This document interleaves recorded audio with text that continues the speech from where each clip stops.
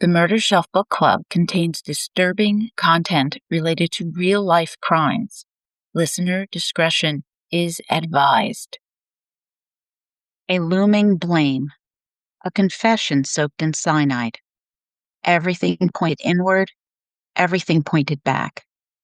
In that split second, decades of fragmented memories clicked into place. His psychopathic orchestration of pain, his narcissistic command and control, his antisocial disregard, all of it crystallized in those few sentences. He left behind no apology, only a challenge, a curse, a legal ghost that was thrown into my lap. From the Tylenol Murders, A Father's Confession to His Son by Joseph Cibelli.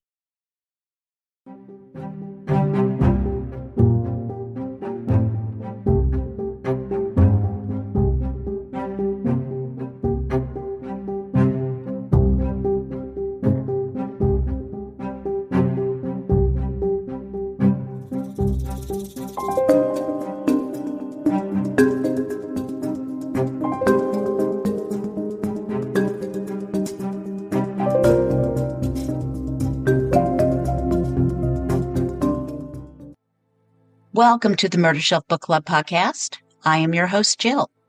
This is a very special episode today on a series of murders that radiated sheer terror across the United States. I remember it all too well. Today's guest, author Joseph Cibelli, he remembers too. His new book is The Tylenol Murders, A Father's Confession to His Son. And he's the son. So brace yourself for this one, murder bookies. Joseph and I left no stone unturned. Being honest with you, I approached Joseph Cibelli's new book with a healthy amount of skepticism. I mean, you know I follow the evidence. By the time I finished reading it, I was highly impressed by the litany of facts and circumstantial evidence cited, and by Joseph Cibelli's earnest effort to research his own past. This past was punctuated by fear, pain, and anger, as domestic violence and child abuse lived side by side with him and his two siblings and his mother, all victims of his father, Daniel Droz's psychopathy. At the end of his life, Daniel Droz confessed, quote, "Cyanide pills? I did it," end quote, triggering a cascade of researching, digging, calling, asking, confronting. Could Joseph's father really be the Tylenol killer? The case is unsolved after all. Well, that's a big question. I remember when this went down, my mom tossed all the Tylenol out. My friend Jan, well, actually, you guys might know Jan. She does www.jusaskjan.com. She does my merch. She also does Joseph Scott Morgan's body bags, Zone 7 Cheryl McCollum, along with many of the podcasts that we all love. Jan, she grew up on the southwest side of Chicago, and I asked her what she remembers, and this is what she said. I was 12 years old when the Tylenol murders occurred, and it was just a few years after the bodies were found in the home of John Wayne Gacy, so everyone was still on edge. But this was very different. This was random and terrifying, because we did not know who would be the next victims. News anchors on all the major networks were telling us to throw away bottles of extra-strength Tylenol that we had at home, while store shelves were being emptied of the product. Each day, my parents would read the Chicago Sun-Times and watch the evening news, hoping to hear that the individual responsible was caught, but that news never came. The story was eventually pushed aside for more pressing news. And we kids, too young to really understand the magnitude of it, began to think that this was just another boogeyman lurking in the shadows.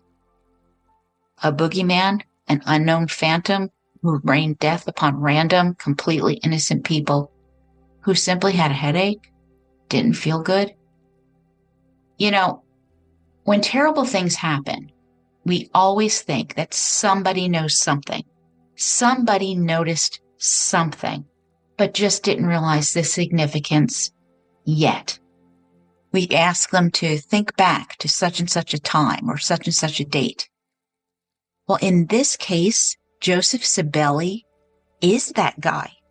He did know something. He knew something was off. He knew his father's behavior was off, even for Daniel Droz.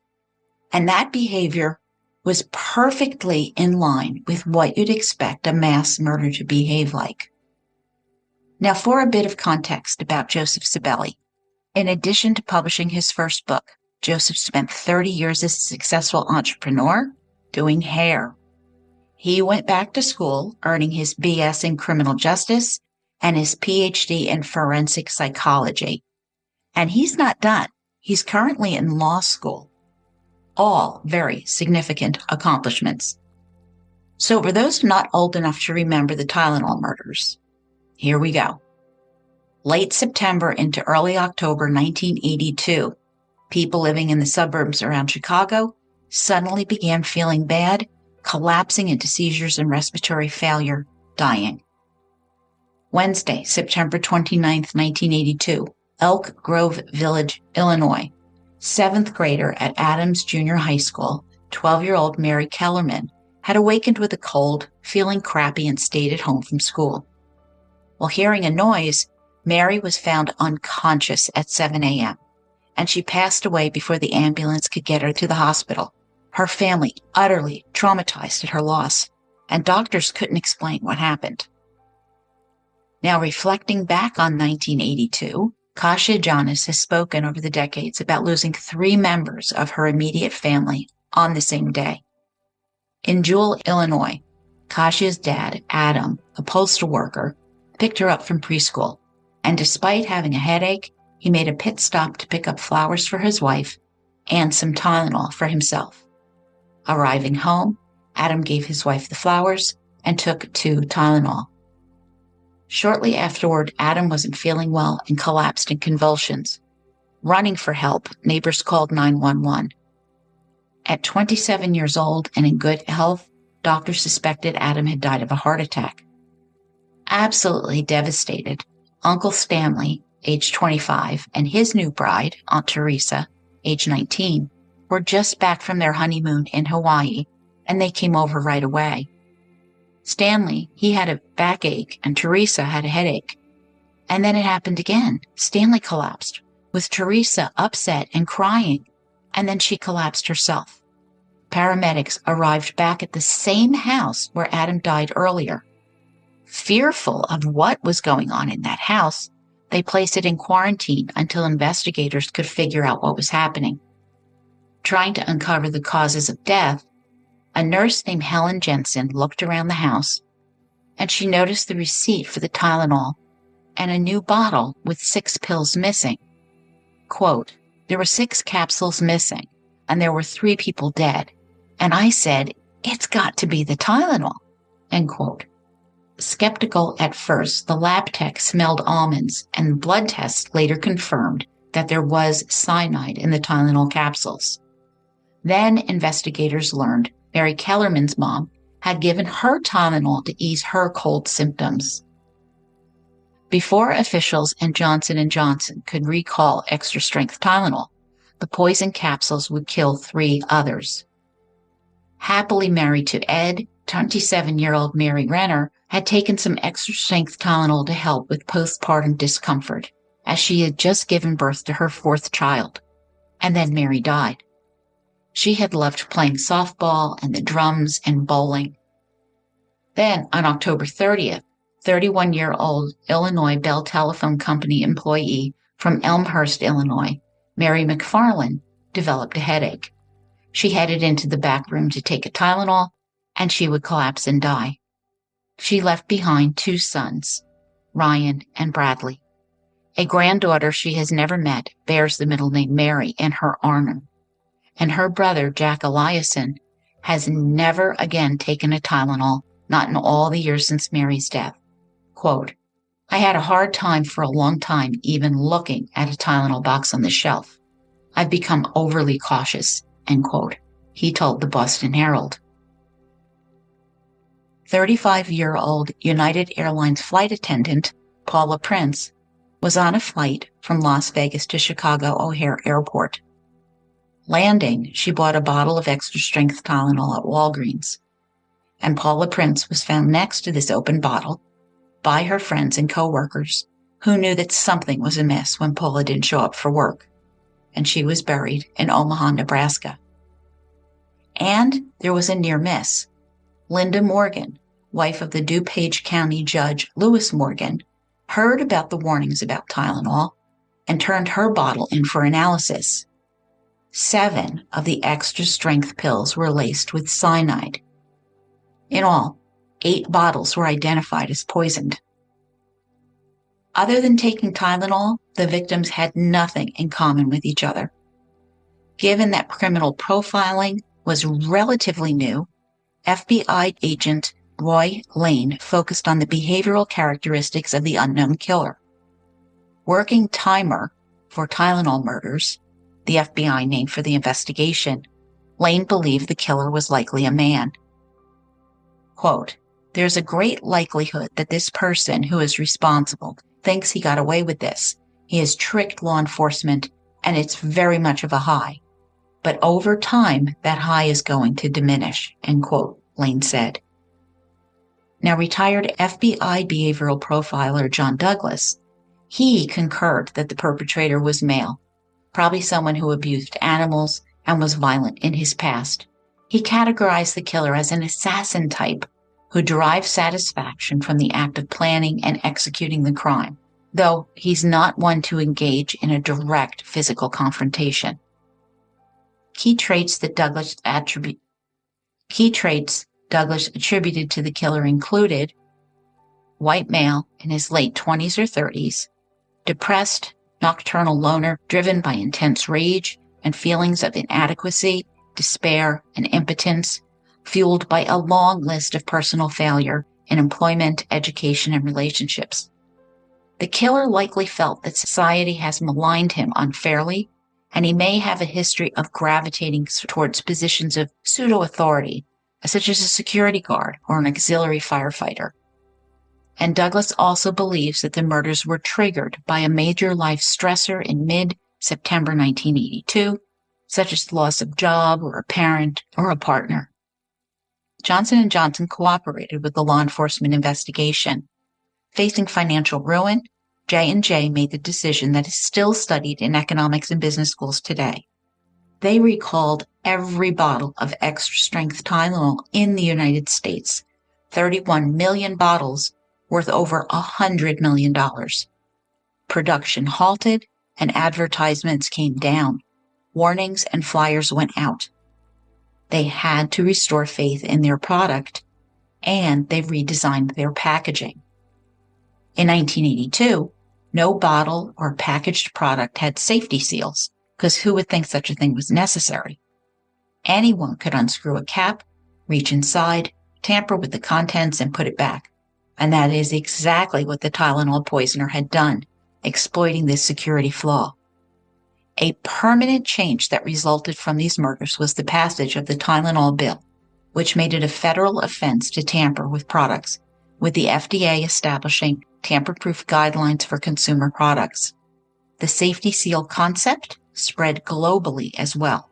So all of those safety tabs, tape, and glue on packages all over the world is a direct result from the Tylenol cyanide deaths.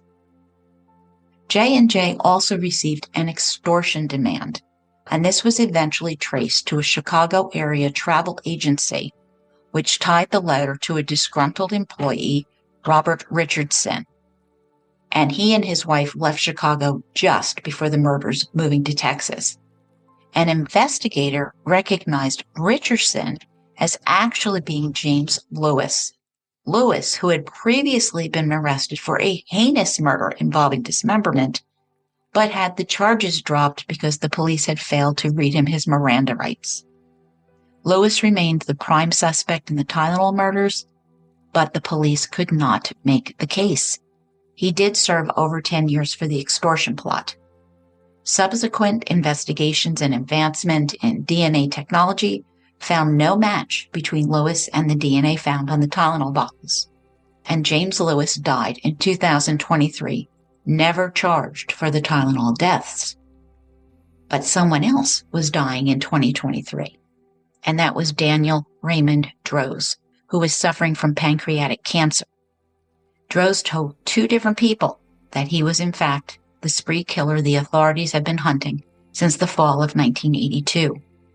So let me introduce you to his son, our author, Joseph Cibelli. Welcome to the Murder Shelf Book Club podcast. Thank you. It's good to be here. Thank you for doing this. I really do appreciate it. Thank you. So I know the catalyst for this, but why did you turn your story into a book? I can answer that very thoroughly, actually. So on my father's deathbed, when he said a few things on his deathbed, and it was, first of all, was cyanide pills. I did it. And he said it a second time, I think, in case you didn't hear him the first time. And when he said that, the hair on the back of my neck just stood up, and I thought, I've known this all along. I suspected him in 1982 of this, and I carried it with me. So what I wanted to do was come up with what I did first was I started a timeline of events. Now, this timeline that I have in the book, super accurate. And I had actually, at one point in about 1986, I started writing all of this down in a journal. And at the end of the book, in about 1988, that journal goes missing. So for me, I thought, I just got my PhD in December. I finished that, and I'm in law school. I just started my fourth year of law school. It's a 4-year program. And I just know from experience, like document. So I started documenting it. And as I was putting down my timeline and lining everything up with the murders, it was like 1 + 1 = 2. 1 + 1 did not equal 3 in this. It crossed over so perfectly. It was like you could lay it on top of it. And then I thought, okay, I need to get all this in writing. And I had seen a question that you had popped over to me about working with authorities. So I thought, okay, I need this all in writing to take it to the authorities. So I had spoken with a niece. She's a survivor from this incident. And it was 3 people who died in Arlington Heights. She was their niece. I tracked her down and I talked to her. And we had a good conversation, and there was a lot of tears on both sides. So I had the timeline started, and I had started putting everything together. And I asked her, in a way, I wanted to give her some power back. And I said, what do you want me to do with this information? And she said, please, please, please, if you believe that your father did this, please contact the Arlington Heights Police Department, because they have what is called the Tylenol Task Force. So I had watched a documentary where they had said, yes, we have a Tylenol Task Force and we are constantly working on this case. So I hung up with her. I think it was at 2:13 in the afternoon. 2:21, I had the number for Arlington Heights Police Department. So 8 minutes later, 7 minutes later, I called them. I spoke with the gentleman who answered the phone. And I said, I need to talk to somebody in the Tylenol Task Force.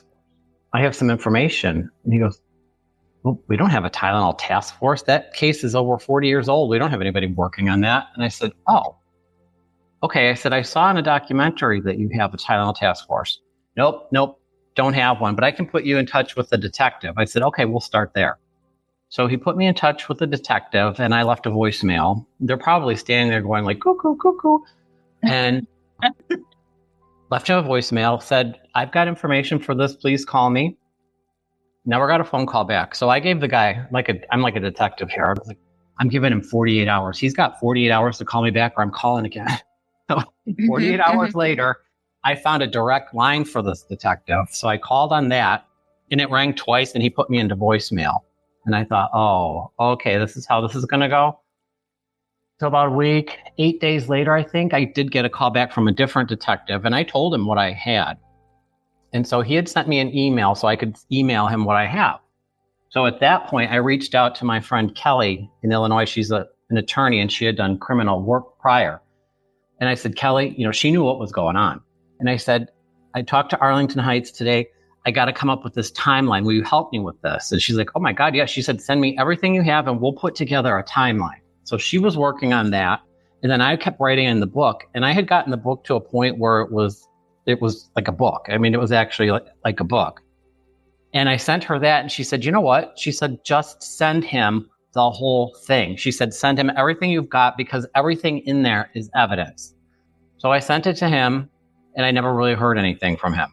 So I kept in touch with them. I kept emailing, and I'm like, you know what? This is coming. And so whenever I would do an interview, I would send them the newspaper interview or the magazine interview.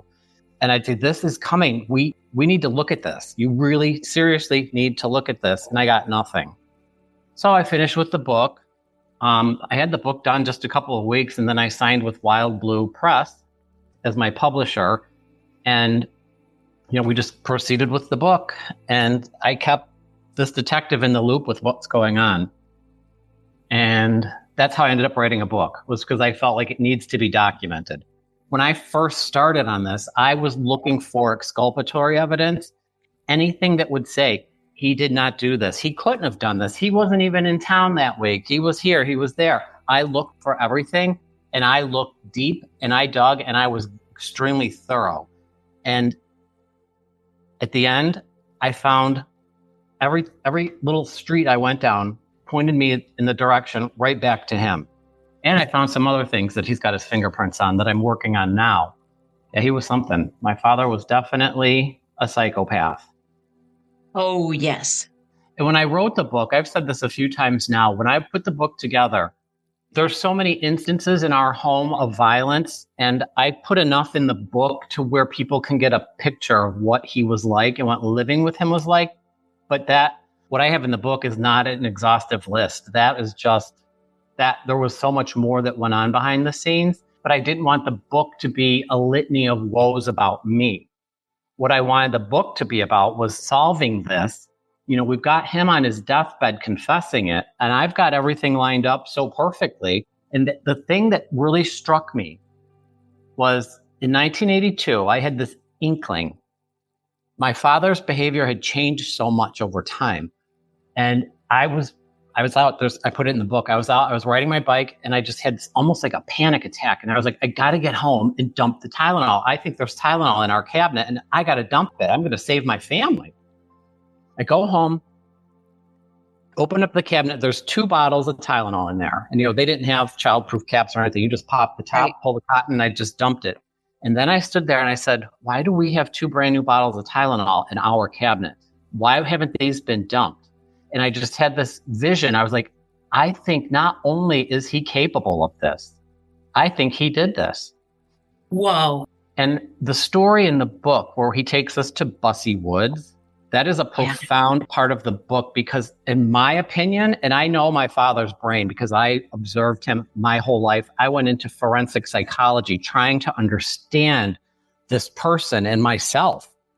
And the day at Bussy Woods, it's very profound. Anybody who's reading it, really focus in on that Bussy Woods day. When we got back from Bussy Woods, my father was carrying my brother, and we got up the front stairs, and he looked down at me. He kind of just bent a little bit. I was pretty tall. And he just bent down a little bit, and he said, if you ever talk about anything that went down today, I will kill you. I will kill your mother, and I will kill your brother and sister. And that was right before the murder started happening. So in my 11-year-old mind, I'm realizing now, like, my father is capable. My father is 100% capable of doing this. I think he did it. And then when you start adding it all up, his lair and the pink cup that what he called kryptonite in there. I mean, and in all these places we went, when I pulled up a map of Bussy Woods, because I was determined, I spent about 8 days on Google Earth and driving around the perimeter of Bussy Woods, looking for the exact place where he left us in the woods, and I found it. So then when I found that, I was looking down from Google Earth, and you could see Bussy Woods. It's a big forest preserve. So when you're looking down, you see the forest preserve, and then immediately just on the south part of the perimeter, actually just right outside of Bussy Woods, is Elk Grove Village. And that's where the Mary Kellerman bottle was purchased. And then if you look across the highway, and I mean, you could walk there to Woodfield Mall from Bussy Woods. It's that close. That's where 2 bottles were found at an Osco drugstore, but nobody had died from that they know of. And then if you look to the north, almost right on the perimeter is Arlington Heights, and that was where the bottle was purchased. It killed 3 people. It is all around these woods. And when I saw that, I was like, oh my God. So I had spoken with my brother. My brother was only 3 at the time. He wasn't even 4 yet. And he remembers being in Bussey Woods. I mean, he has some memories of it, just very childlike memories. Like he remembers when we were sitting there, he saw a deer. I mean, these little things like that. My brother told me over the years, he would ask my father, why did you leave us in Bussey Woods that day? And he would never get an answer. And my father told me, and I put this in the book, he's like, I had some errands to run. And I was like, errands? What errands? We don't even live around here. I mean, we live, 45 minutes from there. What errands did you have to run? Because I was not afraid to confront him. And he's like, yes, smartass, I know we don't live out here, but you know what? They still have stores here. And that's what he said. Yeah. Yeah, I was going to ask you about that. I'm so glad you talked about it because, I'm reading the book and I'm catching on to the amount of information that you have here. I'm saying, oh, he was setting up the alibi.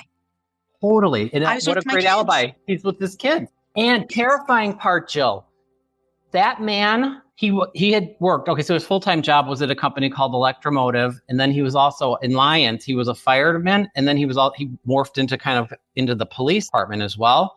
Every incident where we were involved in, where he was leaving us places and we were going places, he had on his red Lyons Fire Department jacket. Who's going to question a guy with a fire department jacket on in the store by the Tylenol? Nobody's going to question that. People do not, especially in 1982, people had respect for authority figures, Nobody was going to question him. And then, the fail-safe was like, oh yeah, I got my kids here. It was just, hello. It was just mind-blowing when I started connecting all the dots. In all of the years since then, I've carried this in the back of my head. I'm like, not only do I know he's capable, but I think he did it. And then when he was dying and he said the things that he said on his deathbed, I was like, okay, I should have known. I should have known this. There was 2 very interesting things he said on his deathbed, as well as saying, cyanide pills, I did it. One of them, and my brother was the one that heard this, and my brother just filed it away because he's like, it didn't make any sense to me. My brother wasn't grasping this until I started putting things together. My father sat up in his hospice bed. He was crying. And he said, this will give you chills. He said, the 3 Marys should still be here. One of them was so young. Oh my God. My brother was like, okay, he's just lost it, My brother kind of filed this away. And when I started putting the timeline together and I was conferring with my brother, he's like, wait a minute, do you know what else he said? And then he told me about the 3 Marys. My brother actually wrote it down that day because he thought, you know what? I don't know what this means, but maybe I'll have to look into this. And he wrote it down and he read it to me from his own writing. So I was like, oh my God. And the other thing that he said, and this was for me. He sat up in his bed and he's staring through the living room down into the hallway, just kind of blank stare. And he's talking to somebody or something that's not there. There's nobody there. And he said, this is just, every time I say this, it just makes my skin get goosebumps. He said, if you saw what I did, you know what I did, and you don't say anything, you should be ashamed of yourself. You would be the monster. That was for me. He knew that I was going to figure this out. And then the other part of it too was he had told my brother, I know I'm going to be blamed for something, so I'm just going to admit it now. Then he said, cyanide pills. I did it. It was me. So I just was like, wow, he carried this with him his whole life. I think he knew he was never get caught for it. So I just feel like, that is so solid right there. A deathbed declaration is so solid. It's almost bulletproof. And then winding up everything, everything lines up perfectly. It does, in my mind. I mean, I found the story very, very plausible. I did some research, as I always do. Not all of the profiles the FBI did on the Tylenol Killer have been released, but there are writings about it. And reading it, I was like checking off the list of things that applied to your dad? I don't know if you went down that rabbit hole, but I did. Forensic psychology, I was very interested to see what kind of profiling the FBI did. The crazy part about this, when it comes to the FBI, was in 1982 when this happened, there was no federal anti-tampering act. So the FBI did not technically even have jurisdiction for this. They assisted. But Arlington Heights Police Department has the lead on this. And, the profiling that I read from the FBI, I did the exact same thing. I was like, check, check, check, check. Oh, I'd be like, wait, but you forgot this. You forgot this one here. Let me fill in this blank here. You forgot this. And my father, in his lair, that's what I call it, his workshop, I called it his lair, which had a door on it with a double-sided deadbolt.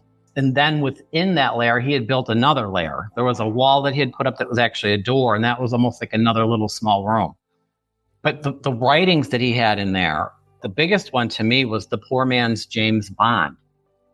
Mm-hmm. So all these years later, I had seen those, and they were like bulletins. They looked like a church bulletin at the time, and there were stacks of them. He had them all over in his workshop. So here it is, it's 2024, I believe, at this point, and I'm trying to find copies of the poor man's James Bond. And I did find some where they had taken all of the little bulletins and put it into a bound book. And there's 3 of those. So I bought them. I'm probably on the FBI's list, but I bought them. And as I read through page by page of this dark stories about how to kill people with this and how to do that and how to build this type of a bomb. But it's laid out in the poor man's James Bond. He writes in there about if you want to poison your enemy, get in their medicine cabinet, put cyanide in capsules. He says this, and that was from 1969, 1970, maybe 71. He wrote that. So, this was all laid out, and this was the literature my father was reading. It's like This was all planned out. This was like he was, and it just... I don't know. I sit back and I look and I'm like, I just cannot believe that was my father. And every time when I see a picture of the victims, I will cry because I look at them and I'm like, I am 100% certain my father killed you. Yeah, that's weighty knowledge.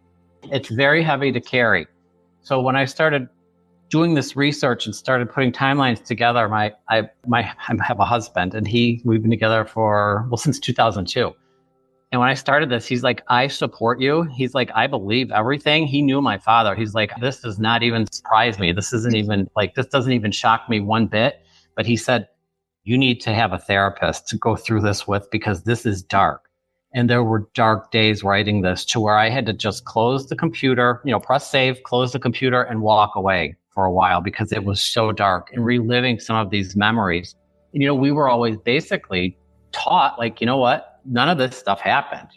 Us getting beat up by our father, him beating up. No, that didn't happen. That never happened. And we lived our lives that way. So to actually address it and look at it and be like, yes, this happened and that happened.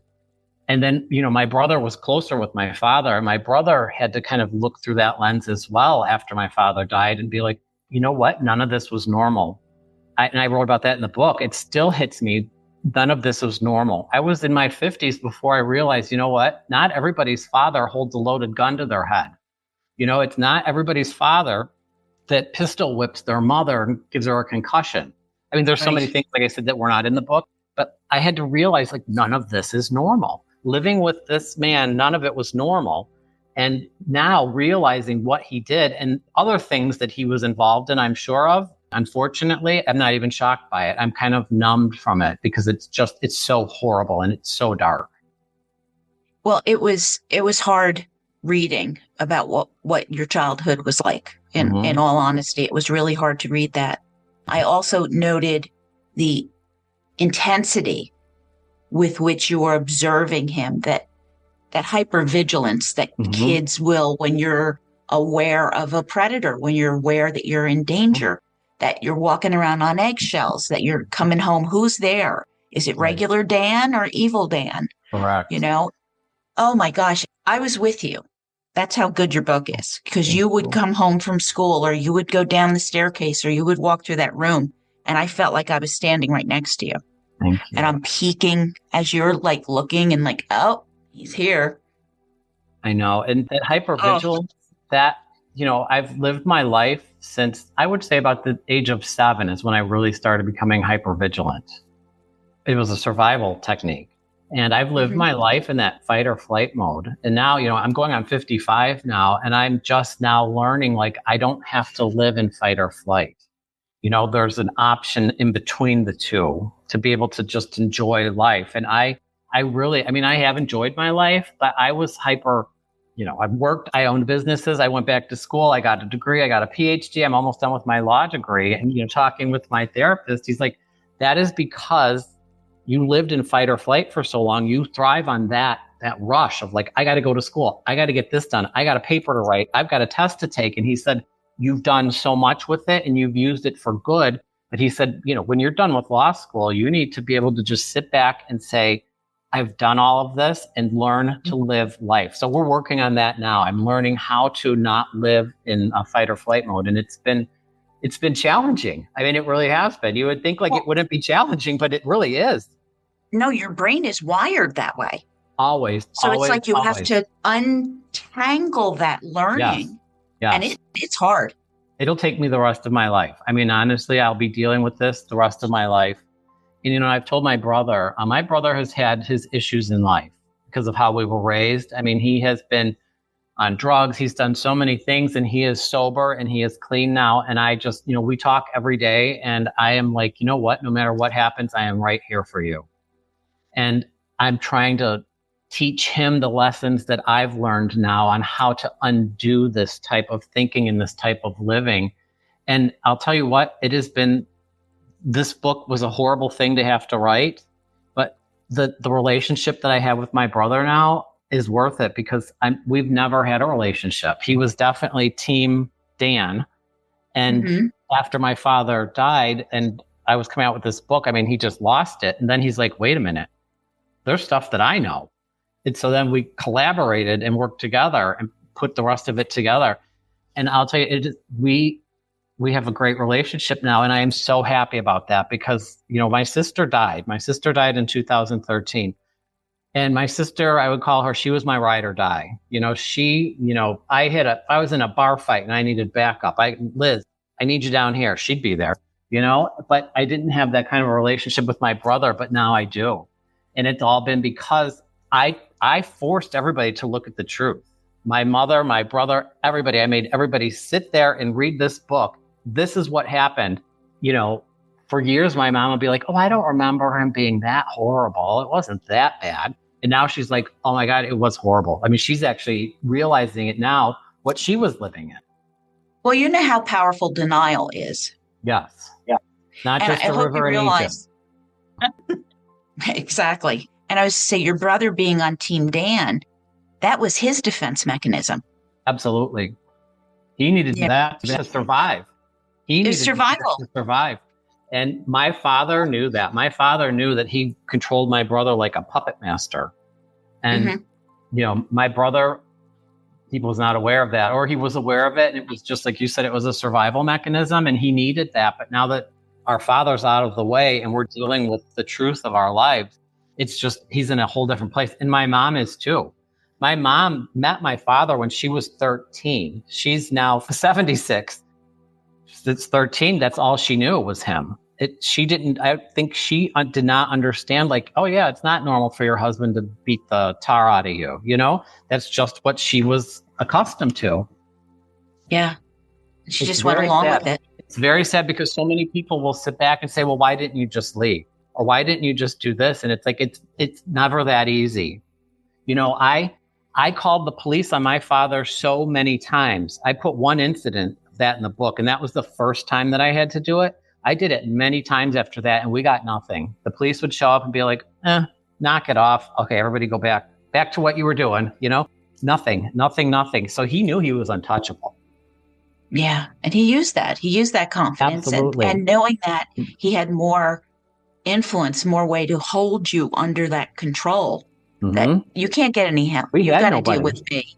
We had nobody to go to. I mean, we really had nobody. My grandma was like rescue her time to time when she would come into town. It was like, oh, I felt safe when she was there because he didn't act up for her. My grandma took my dad in when he was 13. That's how he met my mom. His mother threw him out to go live with his father because they were divorced. My dad was living with his father, and my grandpa had gotten remarried, and his new wife was not taking it from my dad. And she's like, you're out. So he was living under a bridge in Willow Springs, Illinois at 13. So, I mean, he had rough stuff. And somebody had told my grandma, there's a kid down there, you got to go get him. My grandma was, I mean, you could just use this term too. She's a good Christian woman. I mean, she was solid. She's like, I'm going down there. And she got him and brought him home and partially kind of raised him. So like he did not, I mean, like he actually respected her. So when she dressed him down, it affected him. So yeah.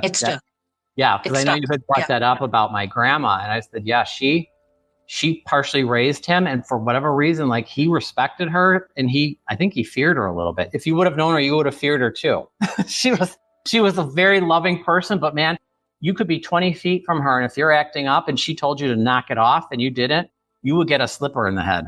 I mean, she could throw a slipper across a room like an Olympic gold medalist. I mean, bam, hit you right in the head. She did not take anything, but it was rooted in love. Her discipline was rooted in love, or my father's wasn't even discipline. My father's abuse was rooted in power and control. Yeah, exactly.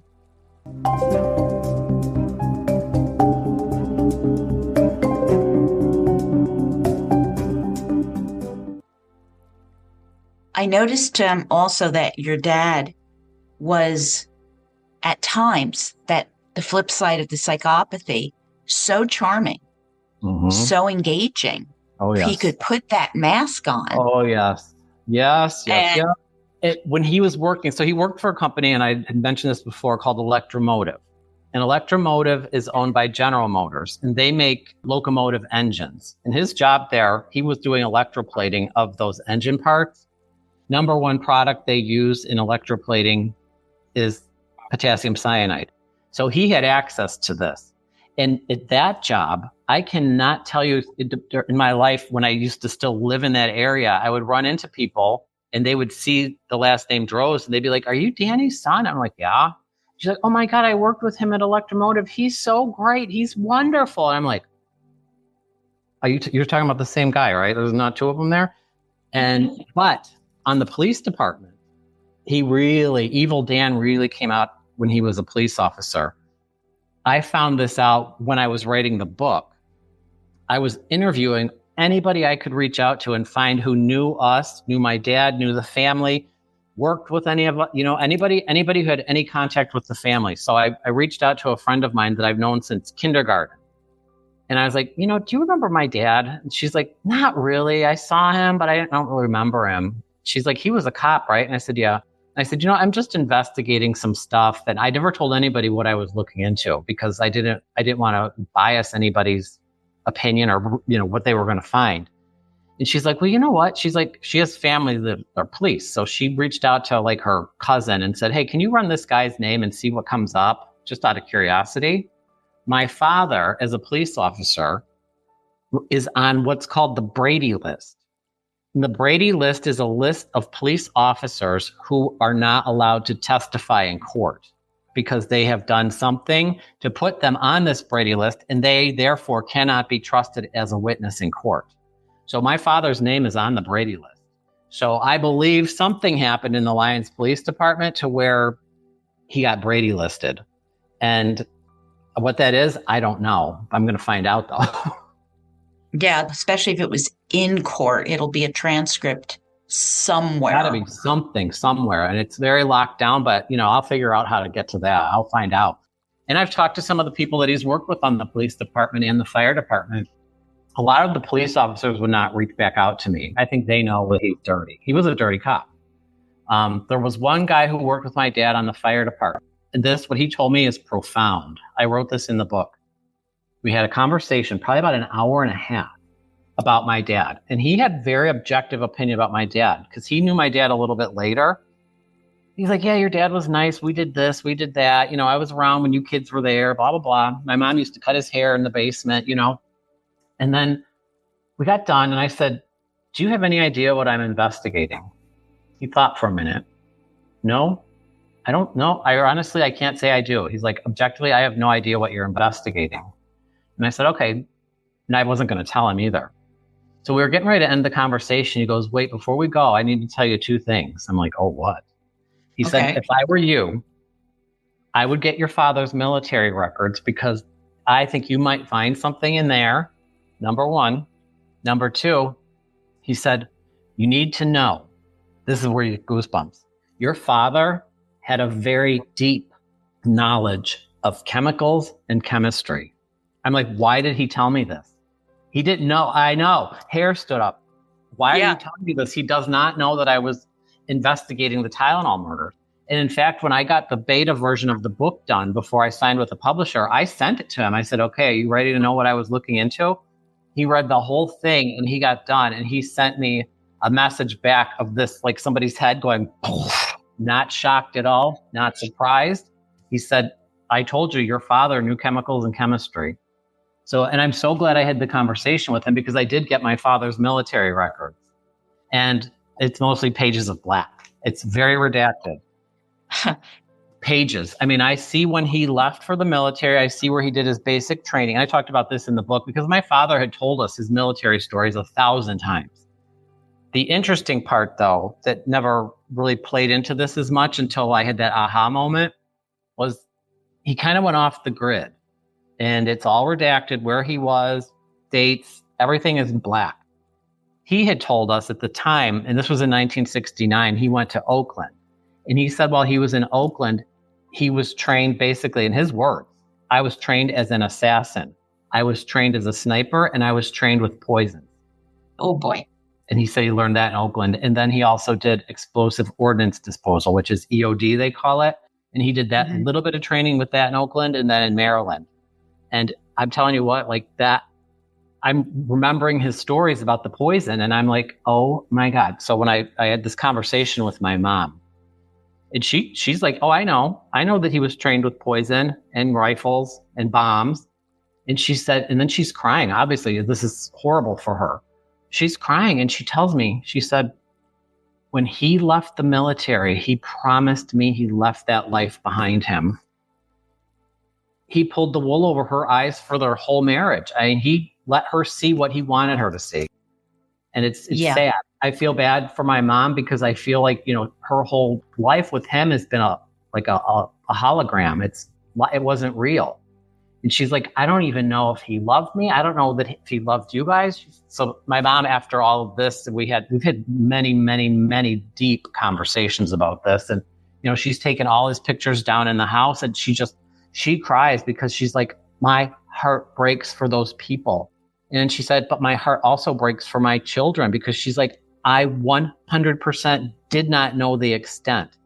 She's like, when I left to go to school or I left for work or I left to go to the grocery store, I assumed that my children would be safe with their father.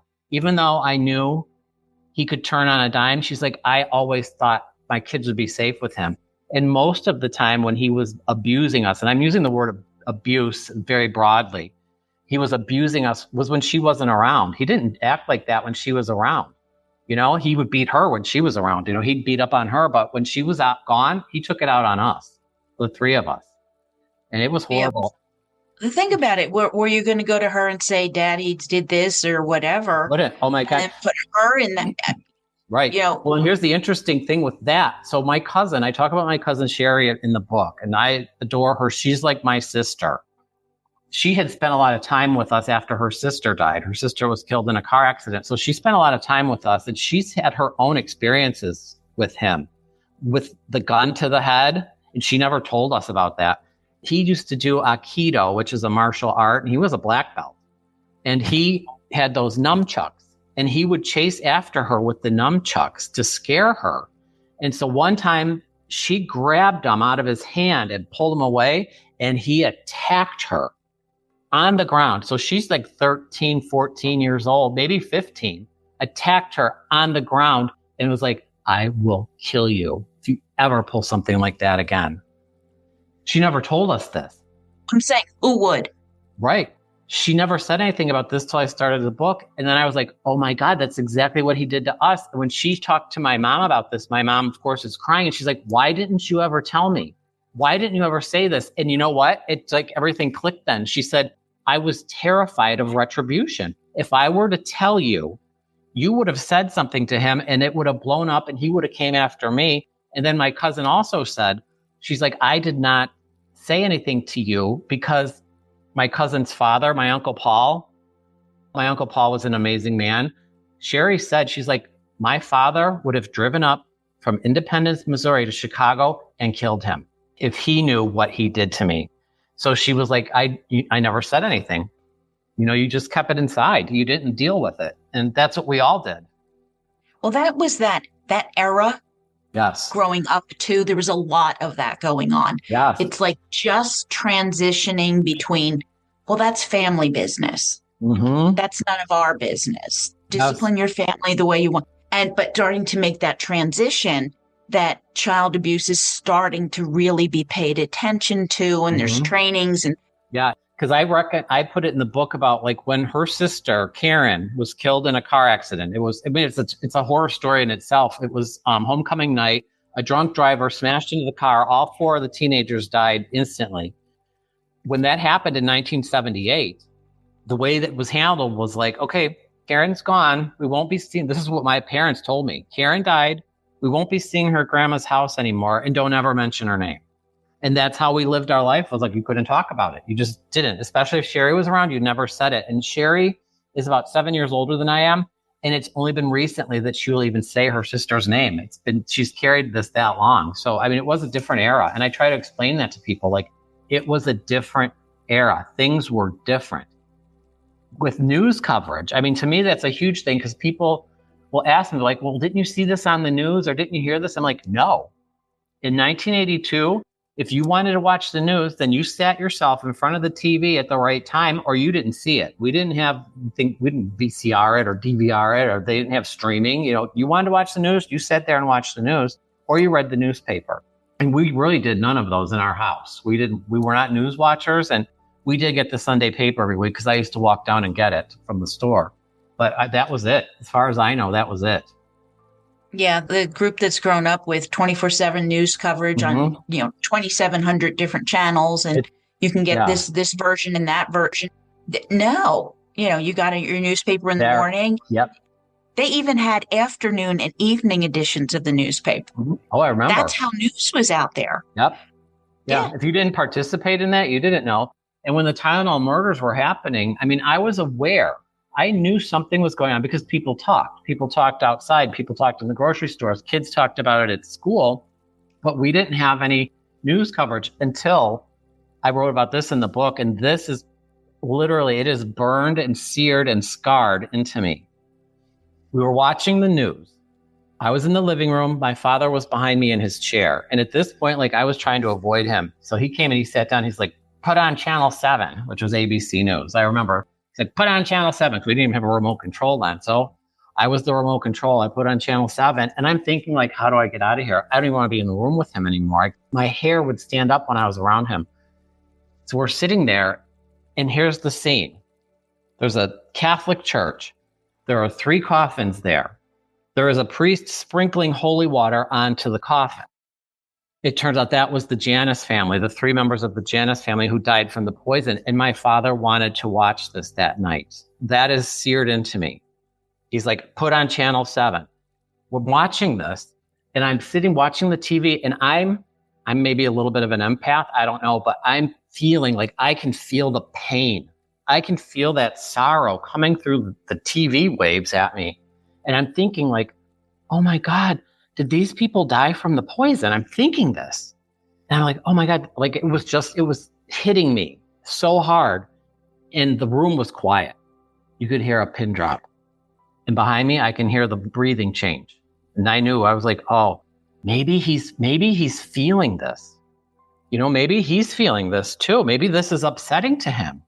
And the breathing changes, and he sits there, and I won't swear on your show. I'll just say something different. He said, great. 3 effing holy Catholic martyrs. And I sat there and I'm watching this funeral on TV, and this is his reaction behind me. And I'm sitting there, I'm like, okay, just take a breath. Just take a breath and just get out of here because this isn't good. Nope, I didn't do that. I turned around and I said, can you tell me exactly what does that mean? And he's like, none of your effing business is what it means. And I remember standing up and I was like screaming at him. Like, what is wrong with you? You know what I mean? What is wrong with you? Like, who says something like that? And I said, no, what does that mean? And you know what he said to me? I put this in the book. He said, you know what? If you're so effing smart, you'll figure it out one day. And here we are. And you did. I did. And he had said that to me a few times. He had talked one time about killing people. And he was a little tipsy. And I put this in the book. This was years later. And I'm like, okay, wait, who did you kill? That's not important. You know, I'm kind of skirting the issue. I'm like, no, who did you kill? Nope, not going to tell me. You know, he changed the subject. And I'm like, no, seriously, let's get back to my question. Who did you kill? And he said, you know what? It's not important. If you're so effing smart, you'll figure it out someday. And then again, here we are. But that was the night. Okay, so this is super important in the book. And I don't think I emphasized it enough in the book. This is a super important part for anybody who's going to read this book. That happened in 1988 when we had that odd conversation. I was going out with friends. We had this really dark conversation. I got home.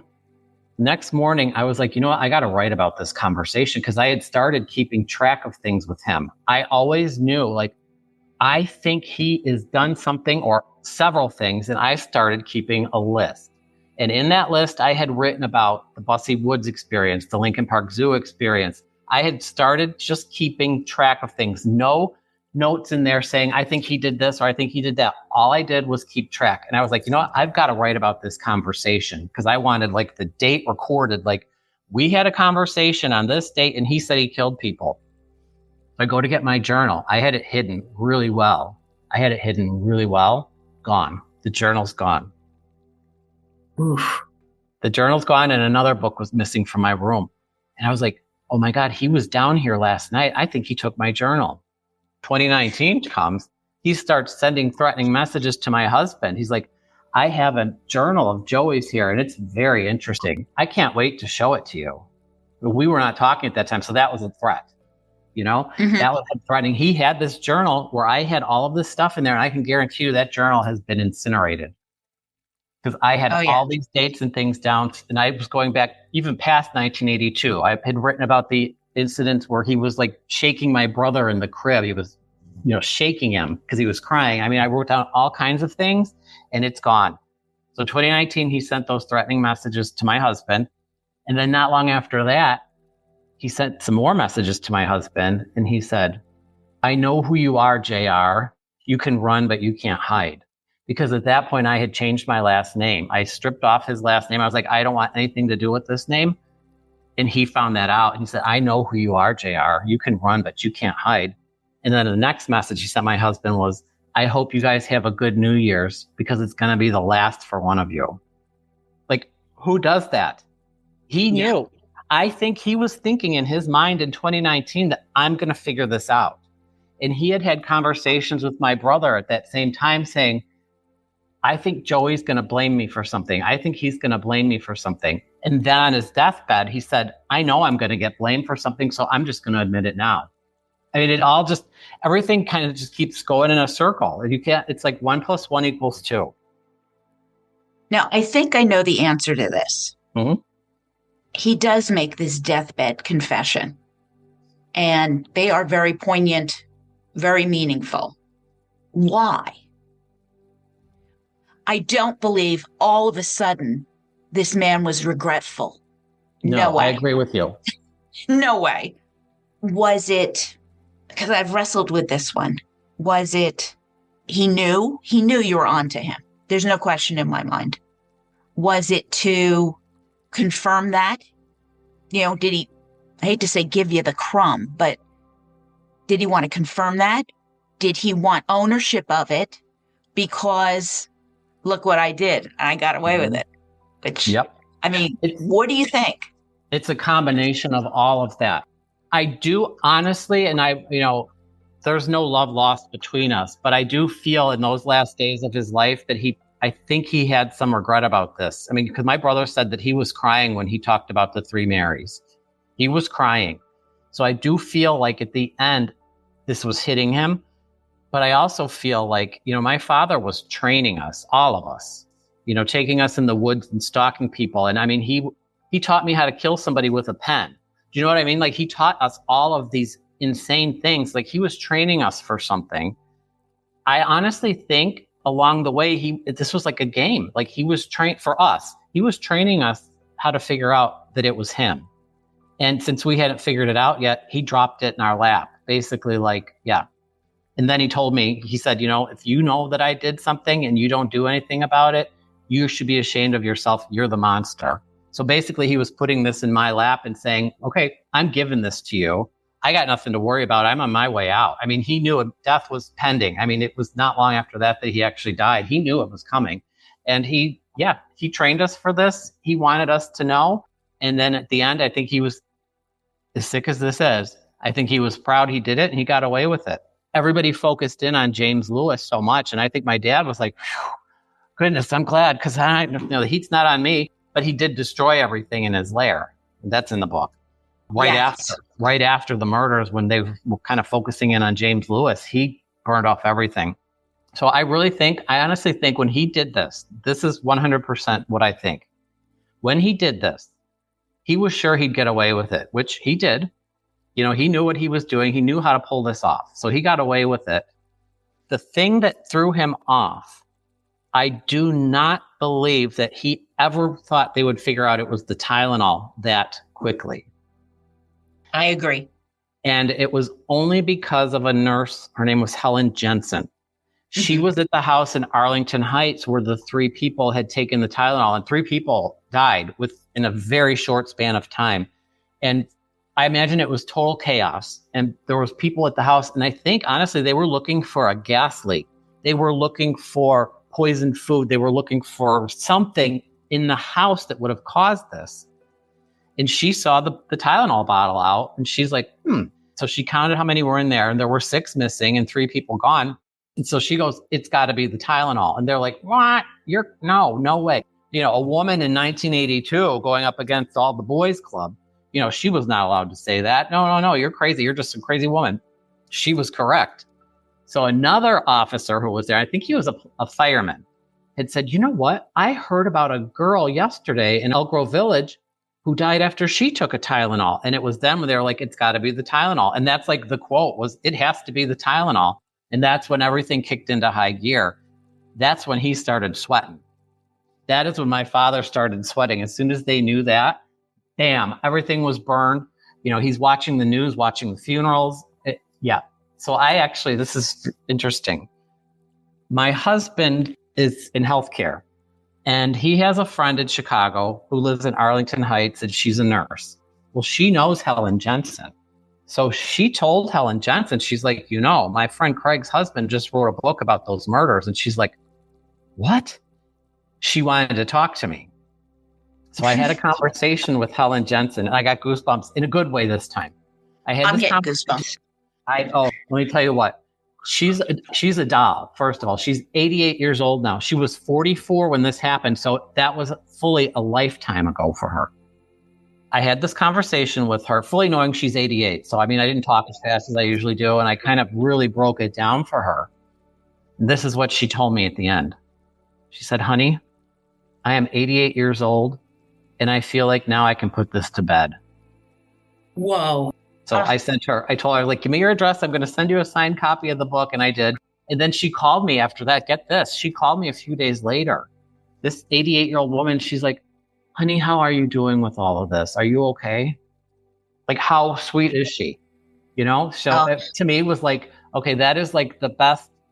I don't want to say the word compliment, but the best thing that I could hear is from the woman who's the one who figured this out, telling me now, this story makes the most sense out of anything I've ever heard. And she said, I feel like I can put this to bed now.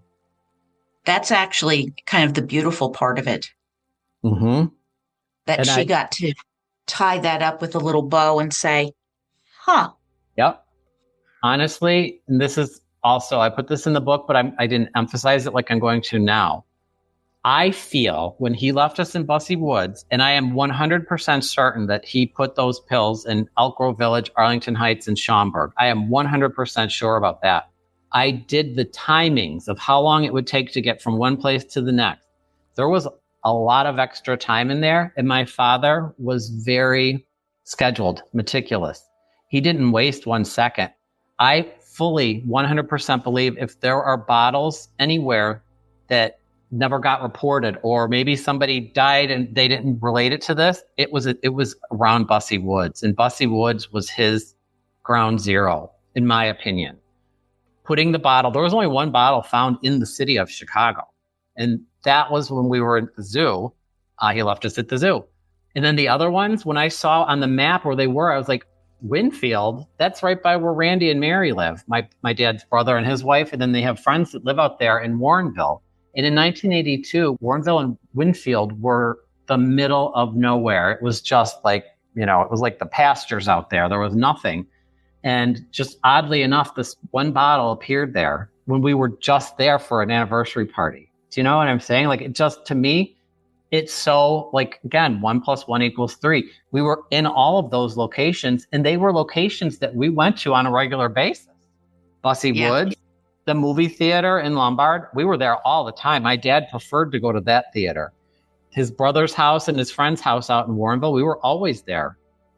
All of this, the only one that threw me off was the city. And I was like, no, we were there. In fact, he took me in that Walgreens and got a Coke that day. And I was talking about that in the book. Like, I remember this like it was yesterday. Like, why did he take me here? Why are we in Walgreens? We were just at the gas station. Why does he got to get a Coke here? What's up with him? I was watching. Mm-hmm. That's that hypervigilance. Yeah, you start watching, and any little crack you see, you watch out for it, because I'm telling you from my experience, like, it's the small cracks in somebody like that are the ones you need to look out for. The big cracks, if something big comes up, you can run, but those little things, that's what you have to watch. You have to watch for those little inconsistencies. I mean, and there were tiny little things where nobody else would say, that's not odd. That is odd, because that is not how we did things. Exactly. Your family was doing their own thing. That's for certain. Absolutely. So why did he do this? I know he can. I know he has the skill set. I know he has the training. He's got the psychopathy. Mm-hmm. Why? Because in the FBI profile, it said there was probably some kind of triggering event. Is there something that you remember? Oh, absolutely. Again, there's a lot of things that are in the book that I feel now, after it's done and published, I'm like, I got to emphasize this. So my whole life growing up, my father had told me a story about how he drank this sulfa medication under his grandmother's sink. He died. According to him, he died. And he was in the hospital for weeks because he was allergic to sulfa, which they didn't know at that point. And he told me he died. He said, I died. I remember crossing over, but I came back. And he's like, I've never came back the same. So when you get into 1981, all these years later, there's a part in the book where my brother got into a bottle of liquid children's Tylenol. And it was red, and it was under the bathroom sink. And my brother had it. And my father, I believe my father had a flashback to himself drinking a red liquid medicine and dying. And he's had a grievance with this his whole life, I believe, because he always talked about, like, stuff isn't sealed right. If you wanted to do something, you could put poison in milk. It's so easy to open a bottle of milk. I mean, he told us this stuff. And I feel like he had a grievance over that. And right before the murders, and I've documented this, right before the murders, I talk about it in the book, they were starting to advertise children's co-Tylenol, which was like a children's cold and Tylenol formula. And it was caplets. It was little pills. And they were, I believe, orange flavored. I'm not positive on that, but I think they were orange flavored. And he was losing his mind. They didn't have childproof caps. And he said, these MFers are going to kill a kid. He said, these MFers are going to kill a kid. And he was like, I think in his mind, and this is 100% true, in his mind, he did the world a favor. Because after this happened, now there's 4 or 5 seals on everything you want to open. he did the world a favor. And you know what? So what? 7 people died? Big deal. In his mind, that's just collateral damage. Look at all the people who didn't die because, because we have these caps and these seals on now. In his mind, he did the world a favor. It's interesting now. Like friends of mine will text me, picture of something that has 4 or 5 seals on it. And they're like, tell your dad thanks. But they're like, yeah, your dad did this. He went out when he died thinking he did the world a favor. And that was the thing with him, was he was always the hero in his own story. No matter how violent or horrible it was, he was the hero. And in his mind, he died a hero because this happened. He made this happen. Yeah. It's twisted. Oh. It's twisted and it's dark, and I'm still unraveling it. I'll be unraveling it the rest of my life. I think you're right. Because there's always going to be something else, another layer of focus. There's so many. Yes. I told my brother, I was like, you need to really focus on self-care now, because he's in a very good place. I'm like, you need to keep yourself in this good space and focus on self-care because we got work to do. There's more things coming. And when I talk to these other situations that I believe my father was involved with my brother, he's like, oh yeah, he talked to me about that. I know about that. And so we're comparing notes now. And I'm telling you, there's more. There is more. I tell people, I'm like, this book, you're going to a fancy party, right? And you walk through the door and there's somebody with a tray of hors d'oeuvres and a tray of champagne. This book about the Tylenol murders is just one of the hors d'oeuvres on that tray. There's other trays of hors d'oeuvres, and then you got a 7-course meal behind it. There's more. There is more. It's unfortunate to say like this is the tip of the iceberg, but there is so much more. Maybe not on the scale of this, but there are so much more that have his fingerprints all over it. And now after I finished with the book, people are coming out of the woodwork. I'm telling you what, like I get messages all the time, like, I remember your dad said blah, blah, blah. I'm like, where were you when I was writing this shit?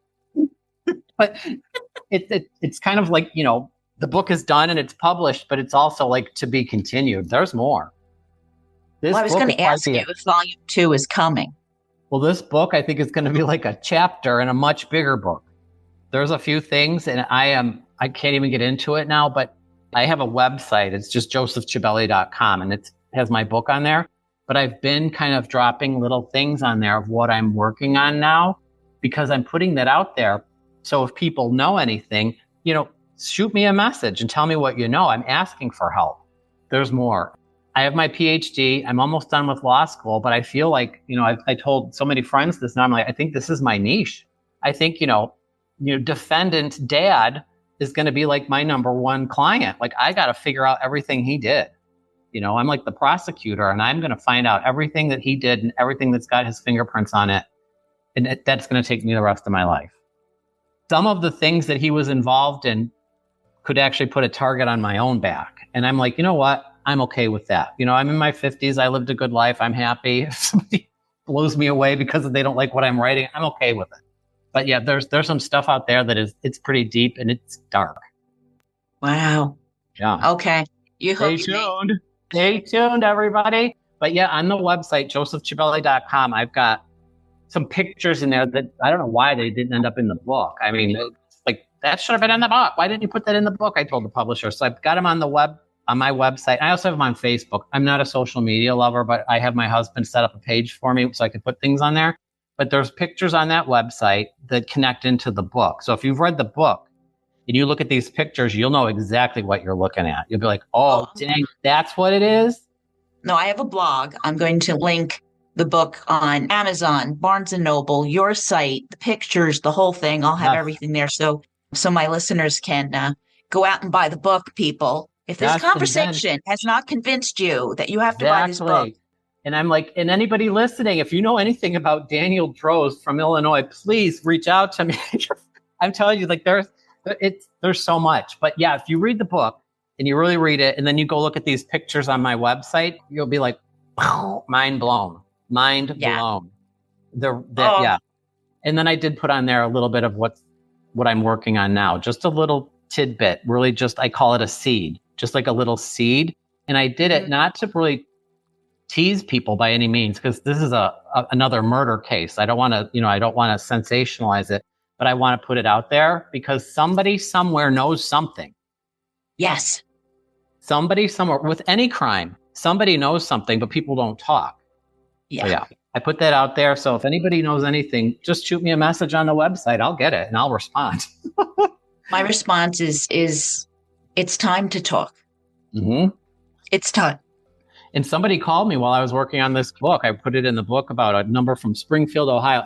I'm typing in the book, right? My cell phone rings and it's from Springfield, Ohio. And I'm like, probably a telemarketer or something. I pick it up. Hello? Nothing. Very quiet. Then a voice pops in. It's kind of like a scramble, like a high pitch. And it says, you're on the right track. Your dad did it. Hang up. I call the number back. I took screenshots of it. I called that number back 20 times and it was like, number you've reached has been disconnected. So it was a burner number. Somebody got a burner number. But here's the question. And this is the one that's burning in my brain. Looking at this like with a lawyer eye, my dad did what? You're on the right track. Your dad did it.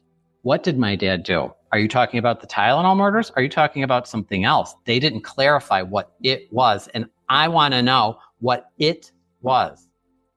So yes. Hopefully we'll find out.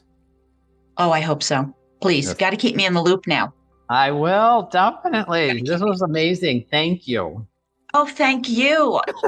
Yeah, listen, I want you to have a bestseller, and I want the police to look into this. I want some, I hate to use that word closure, but I want the families to have some peace and to know what happened to their loved ones. That's what I want. There is nothing else that states anything of this nature. I mean, it's just been a ghost hunt. People are hunting for a ghost. And I'm like, no, this is what happened behind the scenes. People need to know. And I do want closure for the families. And I also want some closure for my own family too, because we've dealt with a lot over this time, and doing this has made it okay that we can talk about it. Yeah. Closure for everybody, and moving forward is on the agenda.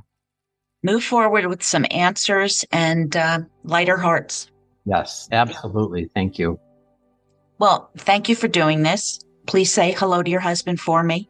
Guys, you have to buy the book, The Tylenol Murders, Father's Confession to His Son. Love that. And then josephcibelli.com. That's got the pictures. It should have been in the book. So and check out the pictures for Joseph. Yes. Yeah, because I have my podcast on that page too. So people go in there can hear the podcast. So thank you. All right. This has just been awesome. You have been a stellar guest. Oh, thank you. You've been a stellar host. I love it. I'll be back anytime. Well, I'll let you know what's coming up next. Yes. Yeah. Yes. Thank you. All right then, man. Thanks, my love. Take care.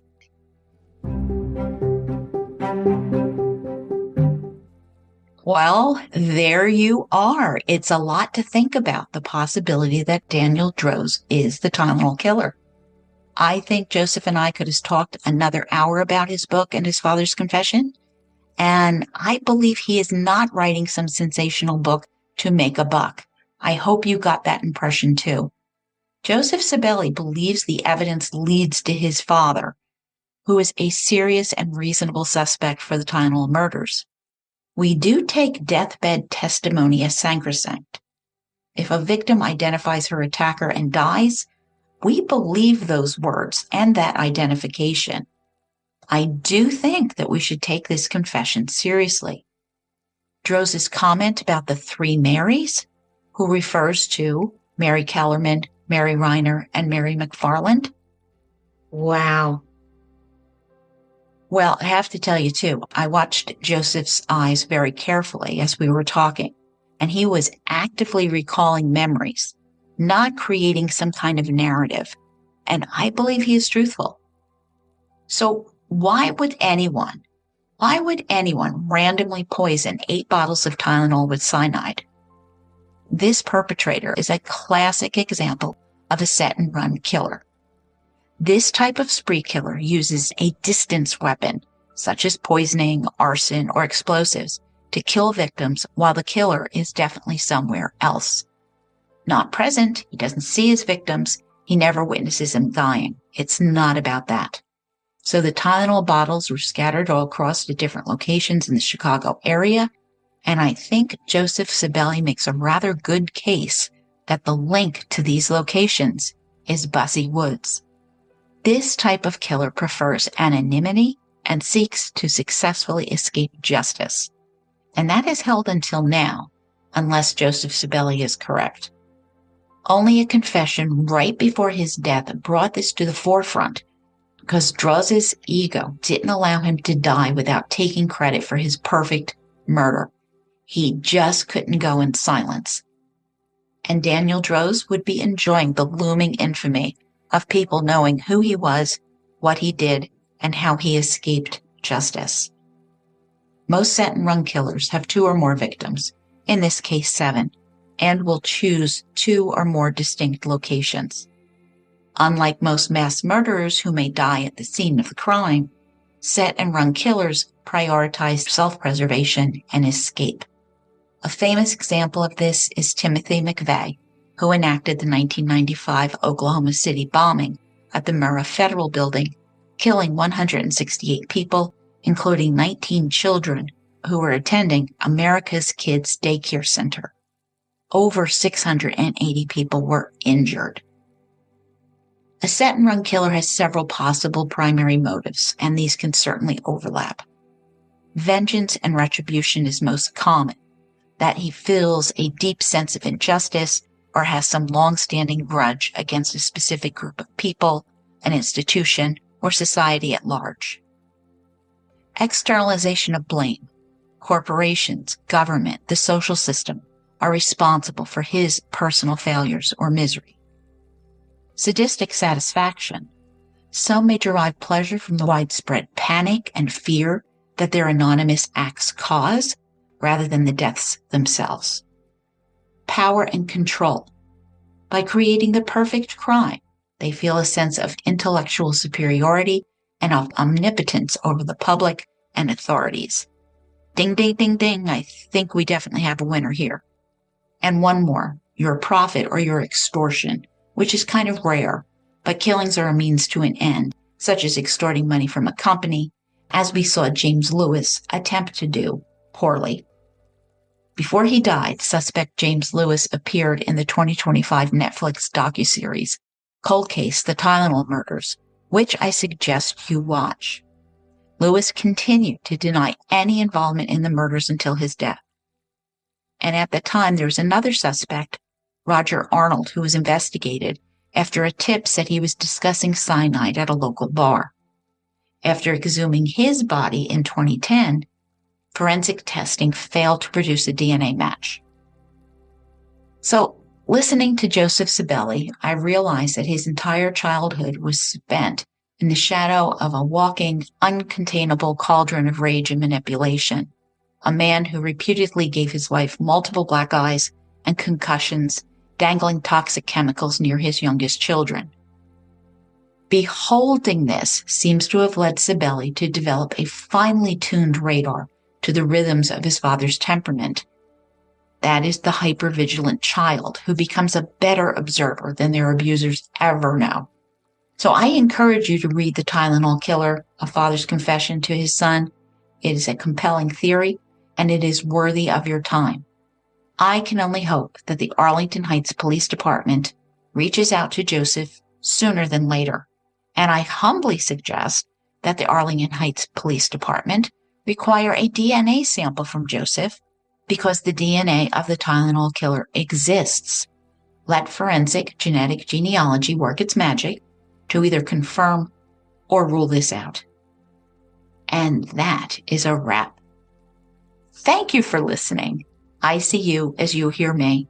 If you enjoy my podcast, please share it with friends and family, and find me on X, Facebook, Instagram, LinkedIn, or YouTube, and repost. You can email me at jill@murdershelfbookclub.com and let me know what you think of this new book. Don't forget to subscribe so you won't miss my next True Crime Book Club trilogy, The Caretaker's Game by Charles Wallace. This is not about homicides or serial killers, but it still explores a frightening and devastating crime committed against some of the most vulnerable members of our society, the elderly, especially those suffering from dementia or Alzheimer's-like illnesses. When adult children, often living a goodly distance away from their parent, discover that the parent needs assistance, finding a reliable caregiver is crucial, allowing some semblance of peace of mind, knowing that their loved one is in good hands. Charles Wallace's mother, Joelle Fleming, her caretaker, smiled, saw to everything, and quietly seized control of Joelle Fleming's life and legacy. Charles Wallace and his siblings were completely unaware that anything was wrong until it was too late. Over the course of 3 years, more than $1 million vanished from their fiercely independent mother's accounts after she placed her trust in her caregiver, Esmeralda Gomez. This shocking revelation sent Charles on a quest to uncover the truth about what happened to his mother. This is not a tale of woe, but you will empathize with Charles as he sifts through emails, accounts, finding passwords, checking out the professionals involved, and trying to hold them to account in search of answers. And it serves as a cautionary tale that everyone with an aging parent should heed. I know I did. The caregiver's game is part forensic investigation, part family memoir, and a practical warning for families with elderly parents. A special thank you to my Murder Shelf Book Club Patreon group for helping me to choose this somewhat unusual true crime book, which is essential for protecting a vulnerable segment of our society. I see you as you hear me. See you next time.